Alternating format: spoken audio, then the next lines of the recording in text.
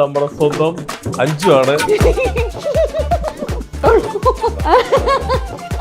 Oh my god. ബാക്കി എല്ലാവരും കൂട്ടുകൂടിയിരുന്ന് സംസാരിക്കുമ്പോൾ എനിക്ക് പലതും മനസ്സിലാവത്തില്ല. ഇച്ചിരി കിളിയാണ്. സ്വയം അങ്ങോട്ട് പുകഴ്ത്തുക. 2 മണിക്കൂർ കഴിഞ്ഞേ കത്തത്തുള്ളൂ.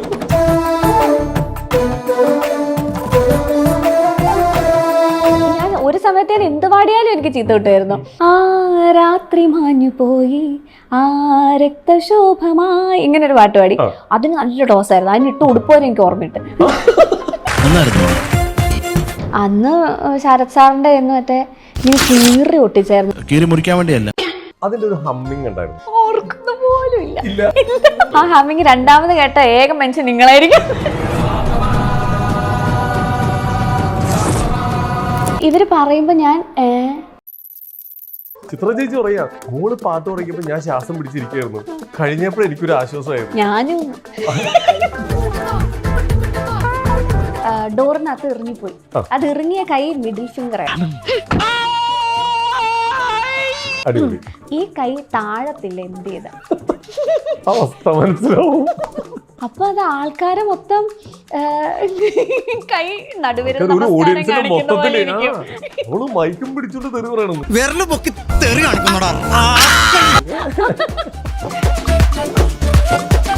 പഠിപ്പിക്കലും എല്ലാം പണിയാന്ന് എനിക്ക് മനസ്സിലായി. ഇച്ചിരി പണിയുള്ള പരിപാടിയാ, പക്ഷെ രസമാ.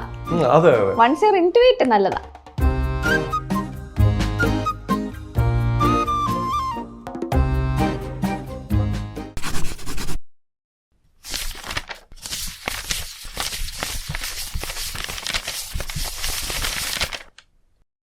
നമസ്കാരം, welcome to Jango space. It's me Sreenath K Janardhanan. അപ്പോൾ ഇന്ന് നമ്മുടെ കൂടെ ഒരു അതിഥിയുണ്ട്. ഈ അതിഥിയെ കുറിച്ച് പറയുകയാണെങ്കിൽ 2009 നമ്മുടെ സ്റ്റാർ സിംഗർ സീസൺ 4 നമ്മളെല്ലാവരും ഞെട്ടിച്ച ഫോൺ റിങ് ചെയ്തിട്ടുണ്ട്. സൈലന്റ് ആക്കാനുള്ള ഒരു ഗ്യാപ്പ് കൊടുത്തേക്കാം. ആക്കിക്കോളൂ. ആക്കി. ഓക്കെ, വീണ്ടും ഓക്കെ. അപ്പോൾ ഏകദേശം നിങ്ങൾക്ക് ഇപ്പോൾ ഏകദേശം മനസ്സിലാക്കണം. അതേ സ്വഭാവം ഇപ്പോഴും മാറിയിട്ടില്ല. വേറെ ആരുമല്ല, നമ്മുടെ സ്വന്തം അഞ്ജു ആണ്. അഞ്ജുകുട്ടി, നമസ്കാരം. Welcome to your show. ഞാൻ ആദ്യം നല്ലൊരു കാര്യം പറയട്ടെ. നമ്മുടെ ഏറ്റവും വലിയൊരു ഭാഗ്യം എന്താ അറിയാമോ? പലർക്കും കിട്ടാത്തൊരു ഭാഗ്യമാണ്. നമ്മൾ എവിടെയെങ്കിലുമൊക്കെ ഇങ്ങനെ ഒറ്റപ്പെട്ട് നിൽക്കുന്ന നേരത്ത് നമുക്ക് വേണ്ടി പ്രാർത്ഥിക്കാൻ ഒരുപാട് പേരുണ്ടെങ്കിൽ നമുക്ക് ഭയങ്കര സന്തോഷമാണ്.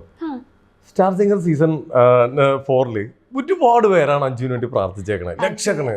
അതെന്താ അറിയാമോ? ഏറ്റവും കൂടുതൽ എലിമിനേഷനിൽ വന്നിട്ടുള്ള ആളായതുകൊണ്ടാണ്. 9 പ്രാവശ്യം പ്രാർത്ഥിക്കണേ, ദൈവമേ കൊച്ചി വീണ്ടും വന്നാ പോവല്ലേ പോവല്ലേ പോവല്ലേ.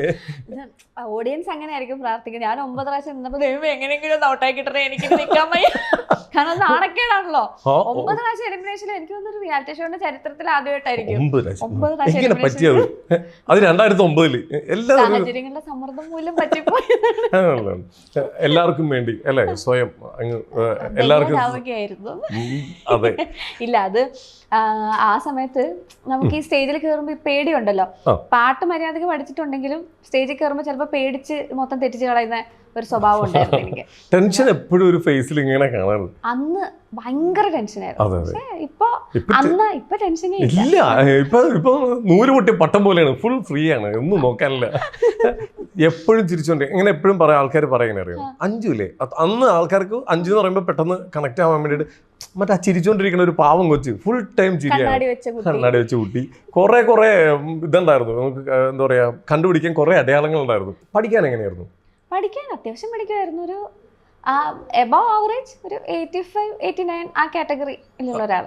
അവിടെയല്ല ഇവിടെയല്ല എന്നുള്ള. ഓക്കെ, എന്നാലും കുഴപ്പമില്ല, ഒട്ടും മോശമല്ല. ഓക്കെ. ടീച്ചേഴ്സ് ക്ലാസ് റൂമിൽ പേപ്പർ, ടെക്സ്റ്റ് പേപ്പർ ഒക്കെ എടുത്തിട്ട് നമുക്ക് ഓരോരുത്തരുടെ പേര് വിളിക്കൂലേ, ആ പേര് വിളി നമ്മുടെ എത്താറാകുമ്പോഴത്തേക്ക് ഒരു ടെൻഷൻ ഉണ്ടാവാറുണ്ടോ? അത് അതേപോലെ തന്നെ ഞങ്ങൾക്ക് സ്റ്റാർ സിംഗറിൽ കാണാമായിരുന്നു. ഉണ്ടായിരുന്നു. ഭയങ്കര ടെൻഷനായിരുന്നു എനിക്ക്. ടെൻഷൻ കാരണം ഞാൻ നേരത്തെ തമാശ പറഞ്ഞല്ല, ഞാൻ ഔട്ട് ആവണമെന്ന് പ്രാർത്ഥിച്ചിട്ടുണ്ട്. മറ്റൊന്നും കൊണ്ടല്ല, എനിക്ക് റിയാലിറ്റി ഷോയിനോട് എതിരുണ്ടായിട്ടോ അല്ലാതെ പാടാൻ ബുദ്ധിമുട്ടുണ്ടായിട്ടൊന്നുമല്ല. എനിക്ക് ടെൻഷൻ അടിക്കാൻ കഴിയൂലാത്തത് കൊണ്ടുള്ളൊരു ഇതാണ്. ടൂ മച്ച് പ്രഷർ ആയിരുന്നു ആ സമയത്ത്. എല്ലാവരും പ്രഷറിലായിരിക്കും സ്വാഭാവികമായിട്ടും. ഇന്നത്തെ പോലത്തെ ഒരു എന്താ പറയാ, ഭയങ്കര ഫ്രീ ആയിട്ടുള്ളൊരു അറ്റ്മോസ്ഫിയർ അല്ല അന്ന് റിയാലിറ്റി ഷോ. അന്ന് ഭയങ്കര സീരിയസ് ആയിട്ട് ഇതിനെ അപ്രോച്ച് ചെയ്യുന്ന അങ്ങനത്തെ ഒരു സംഭവമാണ്. അപ്പോൾ നമുക്ക് ഈ ഗുരുകുലത്തിലൊക്കെ പോയി പാട്ട് പഠിക്കുന്ന ഒരു സമ്പ്രദായമാണ്. അല്ലാതെ മറ്റേ സിമ്പിളായിട്ട് പോകുന്നൊരു പരിപാടിയല്ല. അപ്പൊ എനിക്ക് പൊതുവെ ഇച്ചിരി ടെൻഷനുള്ള ആളാണ്. ഇപ്പൊ ഇല്ല, പക്ഷെ അന്ന് നല്ല ടെൻഷനുള്ള ആളാണ്.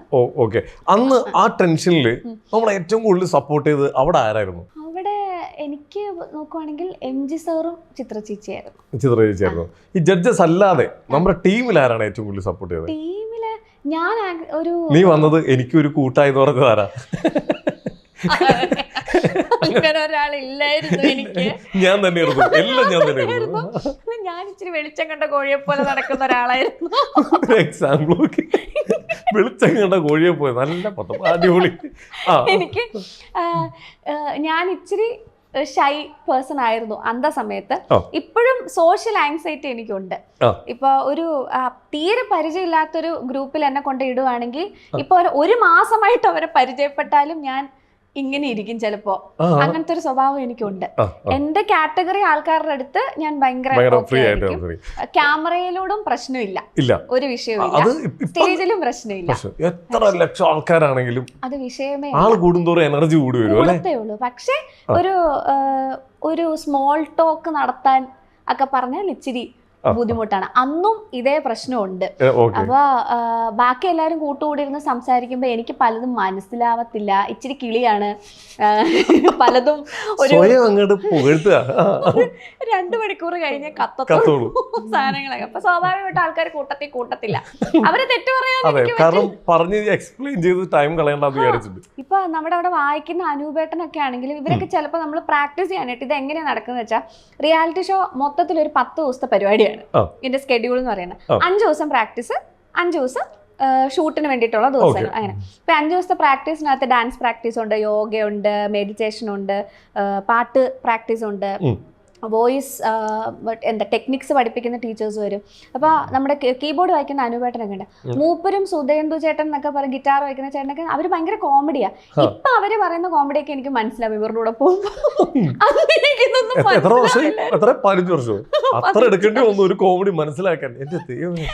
ഇപ്പൊ അവരുടെ കൂടെ ഇപ്പോ MG സാറിന്റെ കൂടെയൊക്കെ ഷോസിന് പോകുമ്പോ ഇവരെല്ലാവരുമായിട്ട് ഞാൻ കമ്പനിയാ. പക്ഷെ പണ്ട് എനിക്ക് ഇവര് പറയുമ്പോ ഞാൻ ഇതായിരുന്നു. അപ്പൊ ഇവർക്കും കുറച്ചേരം കഴിയുമ്പോ ഇവർക്കും മടുക്കുമല്ലോ. അതാ ഞാൻ പറഞ്ഞേ, വെളിച്ചം കണ്ട കോഴി അല്ലെങ്കിൽ നിലാവത്ത് അഴിച്ചുവിട്ട കോഴി ഒരു മോഡായിരുന്നു ഞാൻ. അതുകൊണ്ട് ആരും ഉണ്ടായിരുന്നില്ല, ഞാൻ തന്നെ. പിന്നെ കൂട്ടുണ്ടായിരുന്നവരൊക്കെ ആദ്യം തന്നെ ഔട്ടായി പോയി. അരുൺ നായിക് എന്ന് പറഞ്ഞിട്ടൊരു ചേട്ടനുമായിട്ട് വലിയ കൂട്ടായിരുന്നു. വിഷ്ണു എസ് കുറുപ്പ് എന്ന് പറഞ്ഞിട്ടൊരു ചേട്ടനുമായിട്ട് വലിയ കൂട്ടായിരുന്നു. പക്ഷെ ഇവർ രണ്ടുപേരും ആദ്യം തന്നെ ഔട്ടായി പോയി. കുറച്ചൊക്കെ അരുൺ നായക് ചേട്ടനൊക്കെ ആയിട്ട് വല്ലപ്പോഴും ഒക്കെ മിണ്ടാറുണ്ട്. പക്ഷെ ഇപ്പൊ കറന്റ്ലി ഞാൻ ഒരിക്കലും കൂട്ടാവുകയല്ലാന്ന് വിചാരിച്ച ഒരാളായിട്ടാണ് കൂട്ട് ശ്രീനാഥേട്ടൻ. ആ സമയത്ത് ഞാനും ചേട്ടനും മിണ്ടിയിട്ടേ ഇല്ല. ശരിക്കും ശ്രീനാഥ് പേരുള്ളവരൊക്കെ നല്ലവരാണ്. അതെ, തീർച്ചയായിട്ടും നല്ലതാ. പെട്ടെന്ന് കൂട്ടാവും തോന്നും. അമ്പാനെ അത് ഓഫി ചിരി തുടങ്ങിട്ട് നിർത്തണല്ലോ. ഓക്കെ, ഞാൻ വേറൊരു കാര്യം പറയട്ടെ. ഞാൻ മറന്നുപോയി, ഇത് തിരക്കിൻ്റെ ഇടയിൽ എല്ലാം വിട്ടുപോയി. അതായത് നമ്മൾ സ്റ്റാർ സിംഗറിൽ ഒരു പാട്ട്, നമ്മളിങ്ങനെ ചെയിൻ സോങ് പോലത്തെ ഒരു റൗണ്ട് ഉണ്ടായിരുന്നു. അതിൽ മഹാഗണപതി ആ ഒരു സോങ് ആദ്യം തുടങ്ങിയത് ഓർക്കണ്ടോ? ഏറ്റവും കൂടുതൽ എനിക്ക് തോന്നുന്നു എല്ലാവരും വഴക്ക് പറഞ്ഞ കൂട്ടത്തിൽ ഏറ്റവും കൂടുതൽ ചിത്ര ചേച്ചി പറയാം, മോള് പാട്ട് തുടങ്ങിയപ്പോൾ ഞാൻ ശ്വാസം പിടിച്ചിരിക്കുകയായിരുന്നു. കഴിഞ്ഞപ്പോഴും എനിക്കൊരു ആശ്വാസമായത്. എല്ലാവരും കൊറേ പാട്ട് എനിക്ക് ചീത്ത കേട്ടിട്ടുണ്ട്. പക്ഷെ ഇത് ഞാൻ ആക്ച്വലി ചീത്ത കിട്ടിയത് ഓർക്കുന്നുണ്ട്. പക്ഷെ സാധാരണ ഒരു പാട്ടിന് ഒരു ചീത്ത കേൾക്കാറ്, ഇത് ഇത്രയും പാട്ട് പാടിയോണ്ട് എല്ലാത്തിനും കൂടി മാലപ്പടക്കം പോലെ വഴക്കായിരുന്നു. ഞാൻ ഒരു സമയത്തേന് എന്ത് പാടിയാലും എനിക്ക് ചീത്ത കിട്ടുമായിരുന്നു. എങ്ങനെ പറ്റണം ഇതൊക്കെ അറിയത്തില്ല കേട്ടോ. ചീത്ത കിട്ടിയ കുറെ പാട്ടുകളൊക്കെ ഞാൻ ഓർക്കുന്നുണ്ട്. ഒരു ഈ പുഴയും കുളിർ കാറ്റും ഇങ്ങനെ ഒരു പാട്ട് പാടി, അതിന് പൂര ചീത്തയായിരുന്നു. ആരാണ് ഏറ്റവും കൂടുതൽ സ്കോർ ചെയ്തത് ചീത്ത പറഞ്ഞിട്ട്? ചീത്ത പറഞ്ഞ എനിക്കൊന്ന് ശരത് സാറാന്ന് തോന്നുന്നു, കിട്ടി സ്വാഭാവികമായിട്ടും.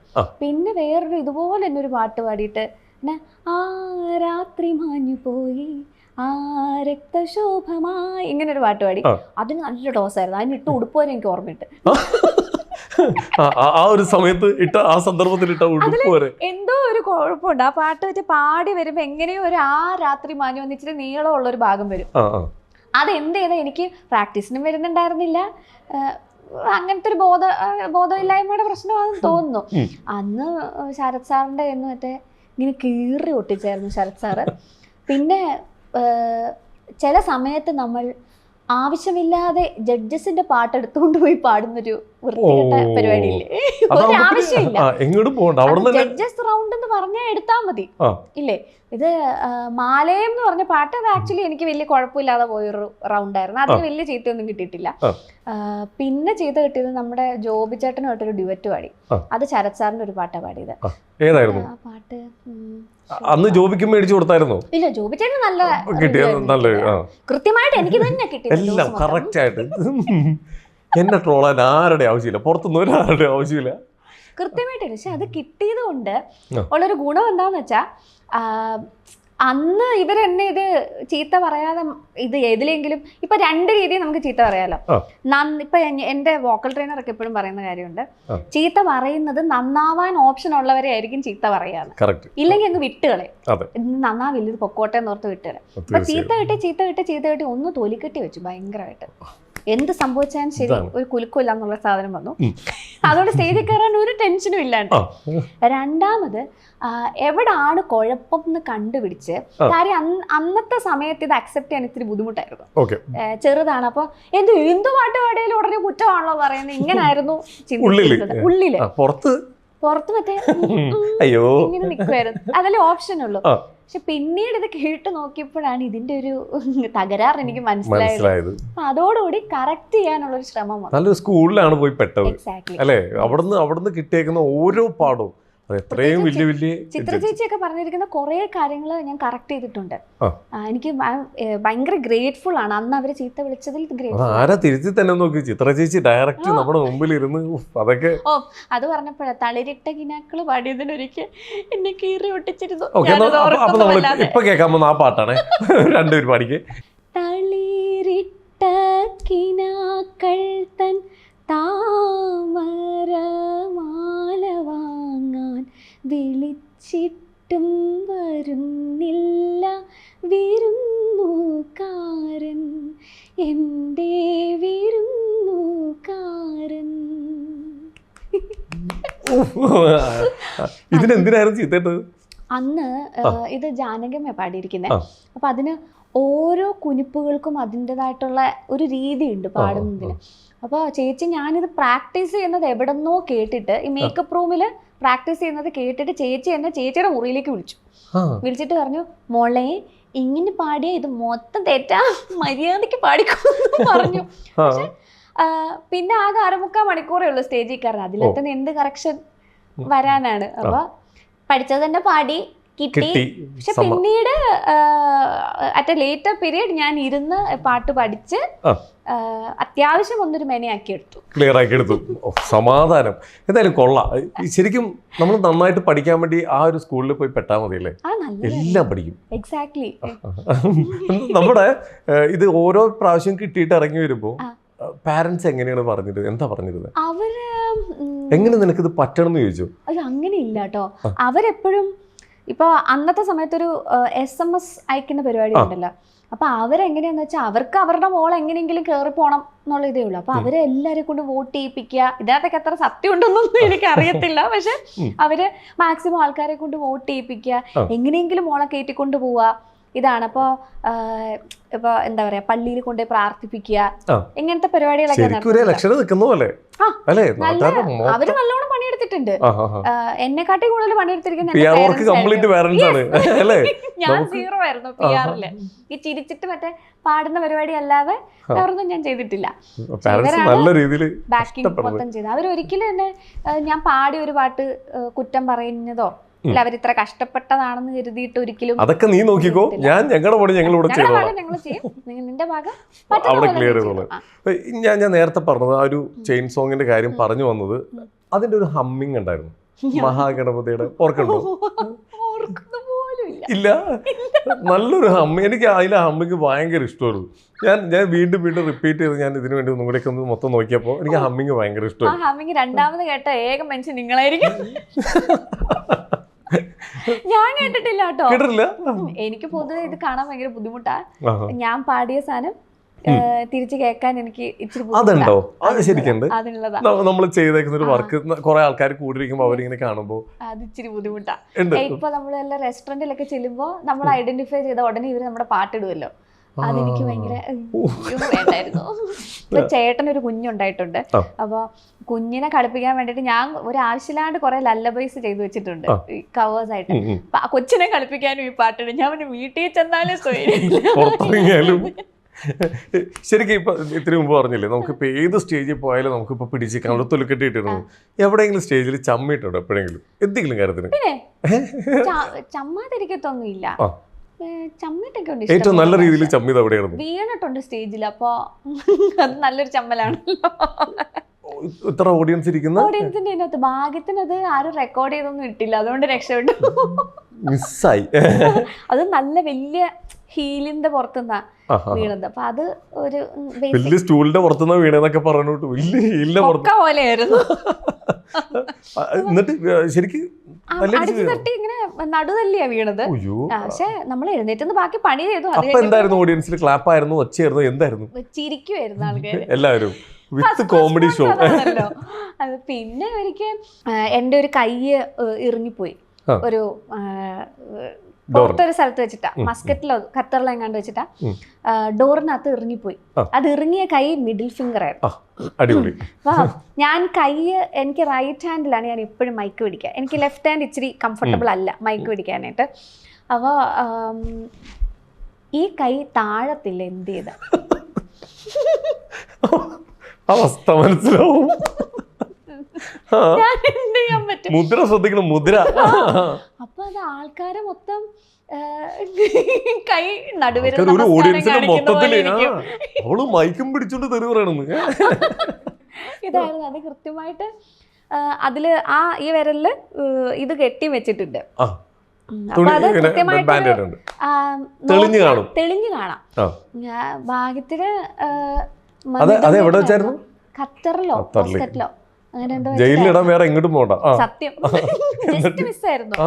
ഇതിലെന്ന് വെച്ചാൽ ചില അപ്പൊ ഈ പെയിൻ സഹിക്കാൻ പറ്റാഞ്ഞിട്ടേ പെയിൻ കില്ലർ എടുക്കാൻ ഇഞ്ചക്ഷൻ എടുക്കാനായിട്ട് കൊണ്ടുപോയി. അപ്പൊ ഈ ഇഞ്ചക്ഷൻ അലർജി.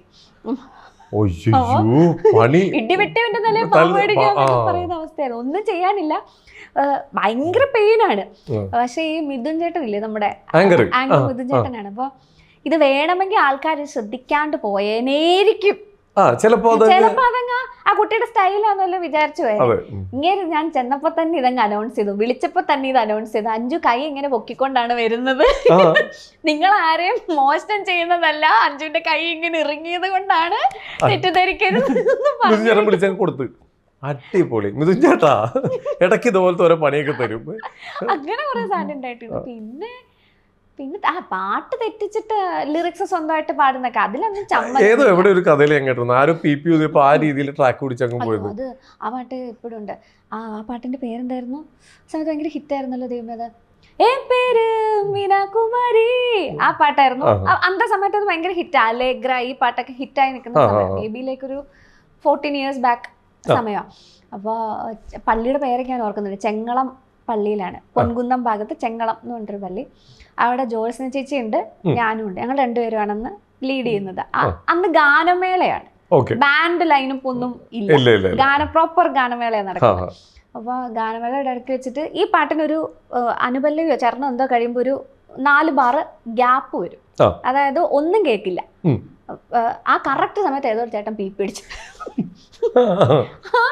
അപ്പൊ ഞാൻ എന്റെ കോൺസെൻട്രേഷൻ ഇവിടെ തന്നെ ആയിരുന്നെങ്കിൽ ഞാൻ കറക്റ്റ് പാടിയേനെ. ആ സമയത്ത് ഈ മറ്റേ PPO എന്തോ കണ്ടതിന്റെ പുറകെ ഗ്യാപ്പ് ഉണ്ടല്ലോ, അതിനകത്തൊന്ന് പോയി. പിന്നെ PPയുടെ പിച്ചിലായി പാട്ട്, ആ വഴിക്ക് പോയി. പിന്നെ നമ്മുടെ ജോൾസ് ചേച്ചി പെട്ടെന്ന് മൈക്കെടുത്ത് പിച്ചിലാക്കി തന്നു. ജസ്റ്റ് തിരിച്ചാ പിച്ചിലേക്ക് ഒന്ന് ആക്കി തന്നു. അല്ലെങ്കിൽ പുതിയൊരു ടോണിൽ ആ പാട്ട് കേൾക്കായിരുന്നു. ആ ഓർക്കസ്ട്ര വായിച്ച ചേട്ടന്മാരുടെ അവസ്ഥ ഒന്ന് ആലോചിച്ചു. നമ്മള് ഈ ചേട്ടന്മാരൊക്കെ നമ്മളെവിടെയെങ്കിലും ഒക്കെ പോകുമ്പോൾ പിഷാരടി ചേട്ടൻ ഇവരൊക്കെ ഇങ്ങനത്തെ കുറെ കോമഡികൾ പറയാറുണ്ട്. തബല വായിച്ചോണ്ടിരുന്ന ആൾ അല്ലെങ്കിൽ ഗിറ്റാർ വായിച്ച വേറെ ടൂളിൽ പോയി എന്നൊക്കെ പറഞ്ഞ കുറെ കോമഡികൾ ഇവർ പറയാറുണ്ട്. പക്ഷെ ഒരിക്കലും ഞാനിത് ഇങ്ങനൊരു സാധനം ഇവരെ ഉണ്ടാക്കി പറയുന്ന കോമഡിയാണെന്നാണ് ഞാൻ വിചാരിച്ചത്. ശരിക്കുള്ളതാന്നുള്ളത് ഇപ്പൊ കിട്ടി, അവിടെ വെച്ചാൽ മനസ്സിലായത്. ഏറ്റവും കൂടുതൽ പഠിക്കാൻ ബുദ്ധിമുട്ടി പഠിച്ചൊരു പാട്ടേതാ? പഠിക്കാൻ ഏറ്റവും ബുദ്ധിമുട്ടി പഠിച്ച പാട്ടുകൾ കുറേ ഉണ്ട് കേട്ടോ. അങ്ങനത്തെ അതിലൊരെണ്ണം പാടാമോ? അത് എനിക്ക് നാളെ തന്നെ ചിത്ര ചേച്ചിയുടെ അടുത്തേക്ക് പോകാനോ പറ്റും. ചേച്ചി ഇതേ പുതിയ പാട്ടൊന്ന് കേട്ടോന്ന് പറഞ്ഞേ, എങ്ങനെയുണ്ട് ചേച്ചി? അപ്പോൾ പറയാം അവളെ വിളിക്ക്, ബാക്കി ഞാൻ പറഞ്ഞു കൊടുക്കാമെന്ന്. കുറേ പാട്ടുകൾ വെച്ച് ഞാനത് കറക്റ്റ് ഓർക്കുന്നുണ്ടോ എന്ന് എനിക്കറിയില്ല. അത് ഒരു ഡൽഹി 6-നകത്തൊരു പാട്ടുണ്ട്, बोर भई तोरी बात तकत पिया, बोर भई तोरी बात तकत पी, नैन बैला राना सजन तेरे दारा के, बोर भई तोरी बात तक. ഇങ്ങനൊരു പാട്ട് ഇച്ചിരി പണിപ്പെട്ട് പഠിച്ചതാ. ഇതിന്നൊക്കെ എന്നോട് ഇതിലൊരു തെറ്റെന്താന്ന് ചോദിച്ചു കഴിഞ്ഞാൽ ഞാൻ ഇറങ്ങി പോകുകയാണ്, എനിക്കറിയില്ല. ഞാൻ പോണത് ഇതെന്താന്ന് ഈ കേൾക്കണേ. പാട്ട് പഠിക്കലും പഠിപ്പിക്കലും എല്ലാം പണിയാന്ന് എനിക്ക് മനസ്സിലായി. ഇച്ചിരി പണിയുള്ള പരിപാടിയാ, പക്ഷെ രസമാ. അതെ അതെ. വൺസ് യു ഇൻടു ഇറ്റ് നല്ലതാ. എങ്ങനെയാണ് ഒരു ഗായികയായി മാറിയത്? അതിന്റെ പുറകിൽ എൻ്റെ അമ്മയാട്ടോ. ഞാൻ ഒരിക്കലും ഒരു ക്രെഡിറ്റ് കൊടുക്കത്തില്ല. എനിക്ക് പാടാൻ വലിയ ഇഷ്ടമുള്ള ആളൊന്നുമല്ല, അല്ലായിരുന്നു. ഇപ്പാണ്. സുഹൃത്തുക്കളെ കേട്ടോ, പാടാൻ ഇഷ്ടമില്ലെന്ന് ഞങ്ങളുടെ തമ്മനയിൽ അതാ. Oh my god. അപ്പൊ കുഞ്ഞിനെ തൊട്ട് അമ്മയ്ക്ക് പാടാൻ പറ്റാതിരുന്നതിന്റെ ഒരു ആഗ്രഹം തീർക്കാൻ വേണ്ടിയിട്ടായിരിക്കും എന്നെ പഠിക്കാൻ വിട്ടത്. വീട്ടിൽ പാടുന്നത് ശരിക്കും അപ്പനാണ്. അപ്പൊ നന്നായിട്ട് പാടുന്ന ആളാ. അപ്പന്റെ ഫാമിലിയിലും നന്നായിട്ട് പാടുന്ന, അമ്മയുടെ വീട്ടിലും പാടും. പക്ഷെ അമ്മയും അപ്പനും എടുത്തു നോക്കിയാൽ അപ്പനാണ് നന്നായിട്ട് പാടുന്നത്. അപ്പം പാട്ട് പഠിച്ചിട്ടുണ്ടോ? ഇല്ല, പാട്ട് പഠിച്ചിട്ടൊന്നും ഇല്ല.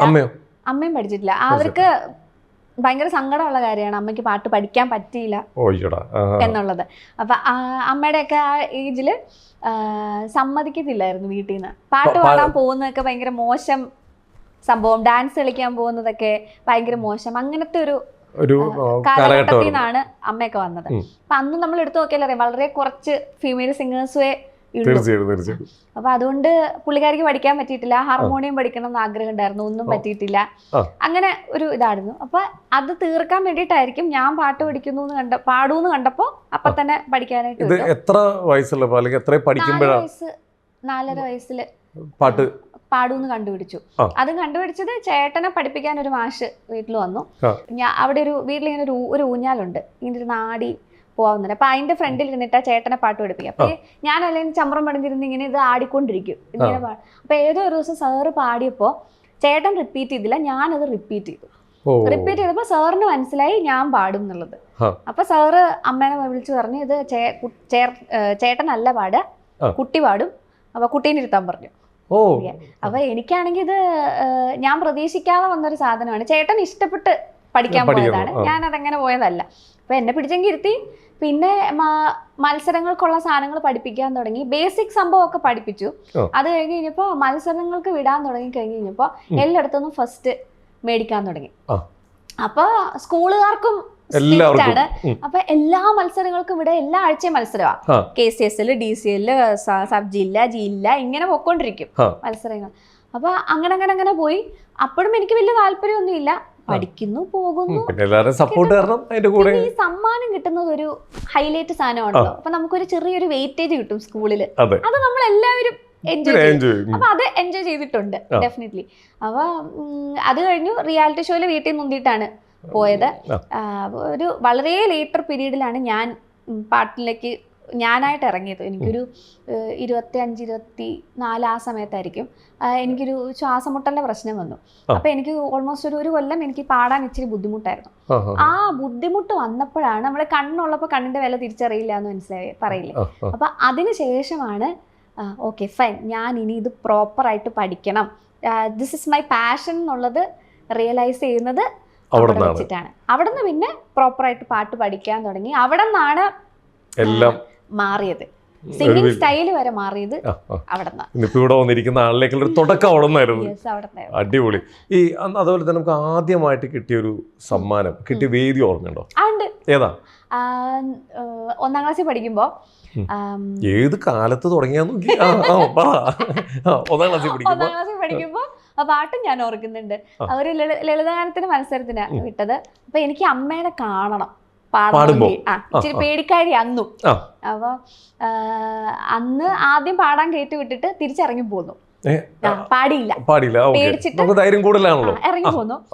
അപ്പൊ മോളെ അമ്മ ഇവിടെ തന്നെ ഉണ്ട്, മോൻ ധൈര്യമായിട്ട് കയറി പാടിക്കോ എന്നൊക്കെ പറഞ്ഞ് ഉന്തി തള്ളി എന്നെ പാടാൻ തിരിച്ചു കയറ്റി. അന്ന് കുറെ ഫോട്ടോസ് ഉണ്ട് സ്കൂൾ കാലഘട്ടത്തില്. എപ്പോ നോക്കിയാലും അറിയാം, ഒന്നെങ്കിൽ ഡ്രസ്സിൽ ഇങ്ങനെ പിടിച്ചിട്ടുണ്ട്. അത് അമ്മ പറഞ്ഞു തന്നൊരു സാധനം. മോളെ അമ്മേനെ പിടിക്കുവാന്ന് വിചാരിച്ചിട്ട് മോനിങ്ങനെ ഡ്രസ്സിൽ ഇങ്ങനെ പിടിച്ചാൽ മതി എന്ന് പറഞ്ഞു. അപ്പൊ എല്ലാ പാട്ടുകളും അങ്ങനെ പാടിയിരിക്കുന്നു. ഒരു 5ാം ക്ലാസ് വരെ എനിക്ക് തോന്നുന്നു ഇങ്ങനെ പാടിയിരിക്കുന്നു. അന്ന് ലളിതഗാനത്തിന് മത്സരിച്ചിട്ട് 3rd ആദ്യമായിട്ട് കിട്ടിയത്.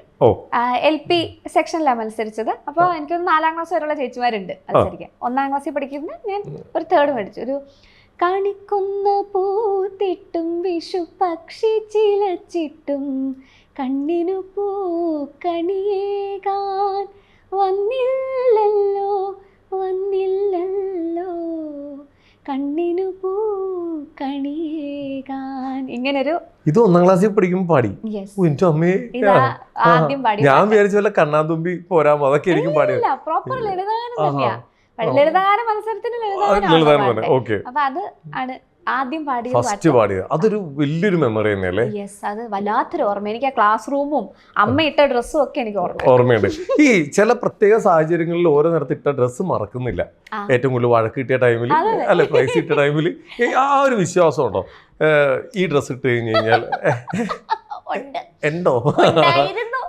ഇപ്പോഴോ? സത്യം പറയണം. ഇന്റർവ്യൂവിൽ ഇരിക്കുമ്പോ ഇന്റർവ്യൂ വൈറലാവണമെങ്കിൽ ഈ ഡ്രസ്സാണ്, ഞാൻ നോക്കട്ടെ ബാക്കി. ഇപ്പൊ ഇല്ല. ഒരു മേ ബി ഒരു 10ാം ക്ലാസ് വരെയൊക്കെ ഉണ്ടായിരുന്നു. ഒരു എനിക്കൊന്ന് 5ാം ക്ലാസ്സിൽ പഠിക്കുമ്പോൾ എങ്ങാണ്ടാന്ന് തോന്നുന്നു സ്റ്റേറ്റിലോ എന്തിനെങ്ങാണ്ട് ഒരു ഫസ്റ്റ് കിട്ടി. അപ്പൊ അന്ന് ഇട്ടിരുന്നത് ഒരു ബ്ലാക്ക് സ്കേർട്ടും ബേബി പിങ്ക് കളറിലൊരു ടോപ്പും ഇട്ടിരുന്നത്. അതായിരുന്നു പിന്നീട് അങ്ങോട്ട് 10ാം ക്ലാസ് വരെ സബ് ജില്ല, ജില്ല, സ്റ്റേറ്റ്, വീണ്ടും സബ് ജില്ല, ജില്ല, സ്റ്റേറ്റ്. 6, 7, 8, 9, 10. അതിപ്പോ നിങ്ങൾ ഓർക്കണം, വളർച്ച ഉണ്ടായിട്ടില്ല. 5 വർഷമായിട്ട് സെയിം ഡ്രസ്. ഇത് അലാസ്റ്റിക് ആന്ന് വിചാരിച്ചേ. അതേപോലെ തന്നെ ഇരിക്കുന്നത്. പൊക്കം പിന്നീട് വെച്ചുമില്ല. അതൊരു ട്രൂത്ത് ആണ്. പക്ഷെ 5 തൊട്ട് 10 വരെ സെയിം ഡ്രസ്. അത് ലാസ്റ്റ് അമ്മ കത്തിച്ച് കളയേണ്ടി വന്നു. അതല്ലെങ്കിൽ ഇപ്പൊ ഇന്റർവ്യൂല് ഇട്ടോണ്ടിരുന്നു പാകാവോന്ന് അറിയില്ല. പക്ഷെ ഈ ഇങ്ങനത്തെ വിശ്വാസങ്ങൾ ഇപ്പൊ എന്തെങ്കിലും ഉണ്ടോ? ഇപ്പൊ ഒന്നുമില്ല. മറ്റേ കറുത്ത പൂച്ച വട്ടം ചാടി ആ വഴിക്ക് പോയിരിക്കും. ഒറ്റമൈനെ കണ്ടു കഴിഞ്ഞാൽ അതൊന്നുമില്ല. അല്ല, ഒറ്റമൈനെ കണ്ടാ തോണ്ടി കാണിക്കും വേറെ ആൾക്കാരെ. അങ്ങനെ ഒരാളായിട്ട് പെടണ്ട. അതുണ്ട്. പക്ഷെ അങ്ങനെ വിശ്വാസം ഒന്നുമില്ല. വെറുതെ ഇങ്ങനെ അതൊരു രസമാണല്ലോ. ഞാൻ കണ്ടു എന്നാ പിന്നെ നീ കൂടെ കാണുന്ന പറഞ്ഞ അടുത്തിരിക്കുന്നതാണ് തോണ്ടി കാണിക്കും. ഒറ്റമൈനാന്ന് പറഞ്ഞ് കാണിച്ചു കൊടുക്കുക. ഇപ്പോഴും ഏറ്റവും കൂടുതൽ ട്രോള് കിട്ടുന്നത് എന്ത് കാര്യത്തിന്? അയ്യോ, ചേട്ടൻ അങ്ങനെ ട്രോളാറൊന്നും ഇല്ല. ചേട്ടൻ പാവവാ. അപ്പൊ അവനും മനസ്സിലായി ഇത് ട്രോളി കഴിഞ്ഞ് ഞാൻ തന്നെ പറഞ്ഞു കൊടുക്കണം, ഞാൻ എന്തിനാ ട്രോളിയെ അത് എക്സ്പ്ലെയിൻ ചെയ്ത് അവന്റെ ഒരു ദിവസം പോകും. ചേട്ടൻ പാവം ഒരു മനുഷ്യന്. ഞാനും എന്റെ സിസ്റ്റർ ബ്രദർ പോലെ തന്നെ. അപ്പൊ ഞങ്ങൾ രണ്ടുപേരും കൂടെ വേറെ ആരെങ്കിലും ആയിരിക്കും ട്രോളുന്നേ. യെസ്, അതുകൊണ്ട് എനിക്കിട്ട് കിട്ടാറില്ല.